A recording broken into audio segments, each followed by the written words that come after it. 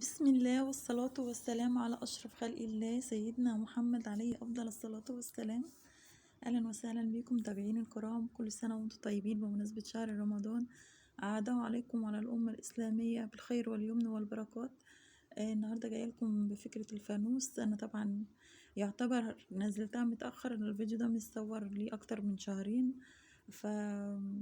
أنا برضو حابة إن هو ينزل وتشوفوا الفكرة وبساطتها، وازاي تقدري تعملي الفانوس بمنتهى السهولة في بيتك. لو انت عاملاه ليكي او لولادك تقدري تعمليه بمنتهى السهولة وبطريقة سهلة وبسيطة، او لو اخدتيه فكرة لمشروع تقدري تنفذيه بمنتهى السهولة. دي سلفتي، كنت عندها في زيارة فلقيتها بتشتغل في فوانيس رمضان أو بتعمل في فوانيس رمضان، فحبيت أنقل لكم الفكرة وأوريها لكم، ربما تعجب حد وينفذها، سواء ليه أو يتخذها كفكرة مشروع تدور عليه ربح يعني وكده. فهي هنا بتوريكم، هو هنا الفانوس يعني بياخد كذا مرحلة علشان يطلع الشكل النهائي اللي احنا بنشتريه. فالأول انت بتتفقي مع حداد أو حداد، بتتفقي معاه على هيكل الفانوس او الحجم بتاعه اللي انتي محتاجاه، سواء كان كبير او صغير. فبتحطي الحجم اللي انتي عايزاه ده، بتقصي عليه الاسطمبة او القماش اللي بتشتريه. ده على فكرة قماش رخيص جدا، ما تقدري تشتريه المتر تقريبا ب15 او 20 جنيه، ما بيزيدش عن كده. بتقدري تاخدي كمية من القماش على حسب عدد الفوانيس اللي معاكي، وبتقصي الاسطمبة بتاعت الفانوس على الهيكل اللي انت شايفاه دوت، وبتقدري ان انت تلزقيه بالشمع بمنتهى السهولة كده. فطبعا فانوس رمضان ما فيش غنى عنه في رمضان، الأطفال والكبار. فهو يعني تحسي ان الفانوس بيدخل البهجة والسرور على الناس، الصغيرين والكبار، مش الصغيرين بس والله. رمضان من غير فانوس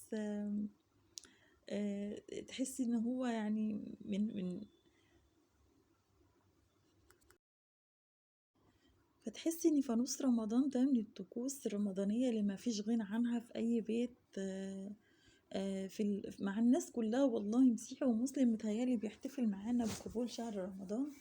فهي فكرة مشروع جميلة جدا وسهلة جدا، ومش بتاخد مش بتحتاج لرأس مال كبير، فتقدري تنفذيه بمنتهى السهولة وبمنتهى البساطة من غير أي تعب. هي هنا بتوريكوا ازاي بتلزقي الورق اللي مش ورق، هو القماش الخفيف اللي هي اشتريته، ازاي تلزقيه على الفانوس منتهى السهولة.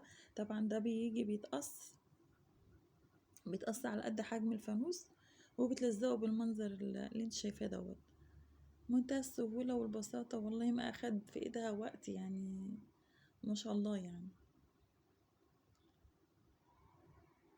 هي كده بتوريكي بقى بتلزقيه ازاي.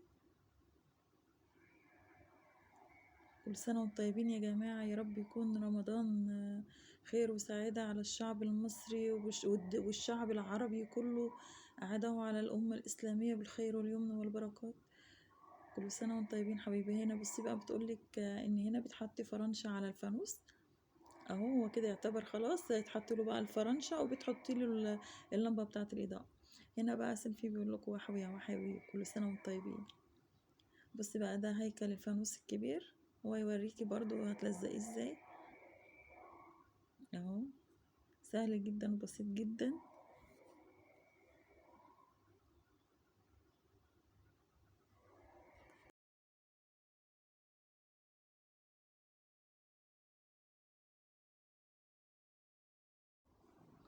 هسيبكم بقى يا حبايبي تشوفوا ازاي بيكمل كسوة الفانوس وكده، علشان ما بقاش رغاية واطول عليكم في الكلام. فهسيبكم مع الفانوس لغاية ما ينتهي. بس لو وصلتوا لاخر الفيديو ما تنسونيش في الاشتراك واللايك في القناة، وكل سنة وانتم طيبين حبايبي.